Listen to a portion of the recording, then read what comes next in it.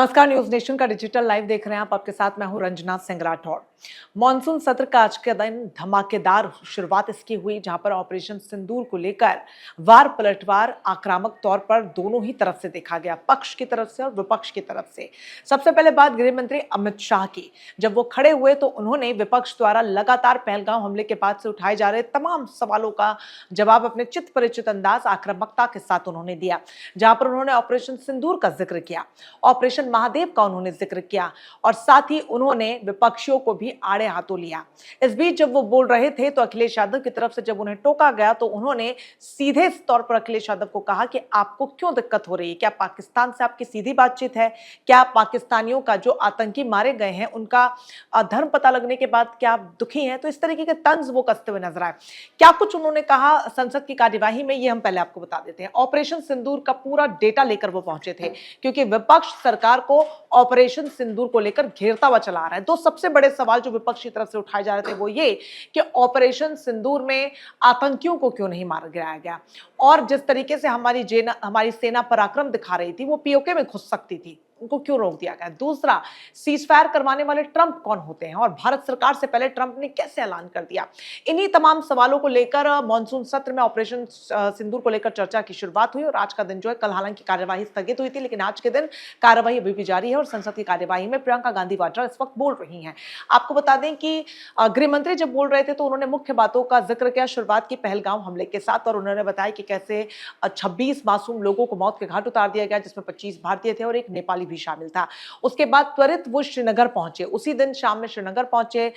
सेना बलों के साथ, सुरक्षा बलों के साथ उनकी मीटिंग हुई। ऑपरेशन सिंदूर की यहीं से रूपरेखा पूरी तरीके से तैयार हुई। प्रधानमंत्री नरेंद्र मोदी लगातार उनके साथ रूप में थे और सारे सेना के अध्यक्ष और अजीत डोभाल भी उनके साथ लगातार बने हुए थे बातचीत में। उसके बाद ऑपरेशन सिंदूर को अंजाम दिया गया, जिसे पूरी तरीके से सफल भी करार दिया गया और सरकार इसे अपनी सबसे बड़ी उपलब्धि के तौर पर बताती है। लेकिन विपक्ष लगातार यही सवाल खड़े कर रहा है कि वो आतंकी क्यों नहीं मारे गए।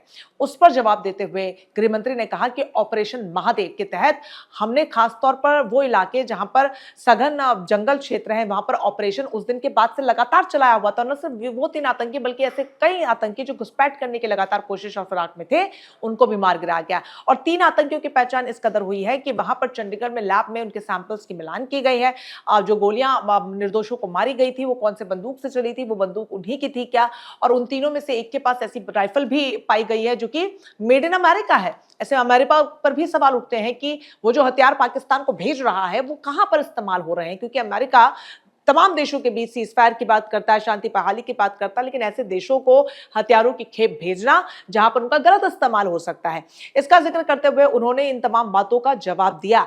हालांकि विपक्ष की तौर से अखिलेश यादव ने पुरजोर तरीके से उनको पलटवार किया और ये कहा कि जिस वक्त वो हमला हुआ वहां पर सुरक्षा बल का कोई भी व्यक्ति मौजूद नहीं था, एक भी सुरक्षा कर्मी नहीं था। इनफैक्ट जब प्रियंका गांधी वाड्रा बोल रही हैं तो वो उन्होंने भी इस बात का जिक्र किया कि जो शुभम, जिनकी पत्नी का बयान सामने आया हमले के बाद, उन्होंने कोट करते हुए कहा कि वहां पर जब मेरे पति को गोली मारी गई, ये शुभम की पत्नी का बयान है कि जब मेरे पति को गोली मारी गई वहां पर एक भी सुरक्षा कर्मी नहीं था। हम लोग चीख रहे थे, हम लोग चिल्ला रहे थे, हम लोग बेबस थे, लाचार थे, बदहास थे, लेकिन सुरक्षा बल का कोई भी सुरक्षा कर्मी वहां पर मौजूद नहीं था।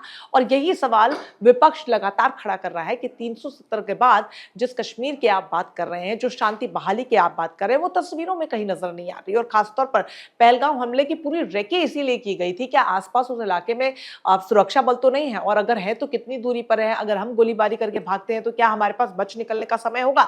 ये पूरी रेकी की गई थी और उसके बाद ही इस पूरे हमले को अंजाम दिया गया। तो विपक्ष इस मुद्दे को लेकर पूरी तरीके से हमलावर है। हालांकि गृह मंत्री ने आड़े हाथों विपक्ष को पूरी तरीके से लिया है और कार्रवाई से ठीक पहले चिदंबरम का जो बयान सामने आया था, जहां पर चिदंबरम ने यह कहा था, पूर्व गृह मंत्री वो रह चुके हैं, उनकी तरफ से ये बयान जब सामने आया तो अभी वर्तमान के जो गृह मंत्री अमित शाह, उन्होंने उस बयान को आड़े हाथों लिया। बयान में पी चिदंबरम ने यह कहा कि जो आतंकी थे वो पाकिस्तानी ही थे, इसका क्या प्रूफ है।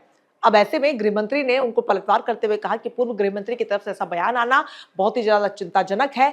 वो भी हमारे देश के निर्दोषों को मार के जो लोग चले गए, उनके आइडेंटिटी को लेकर आपको कोई शक है? क्योंकि अगर वो पाकिस्तानी निकलते हैं तो क्या आपको कोई दिक्कत है?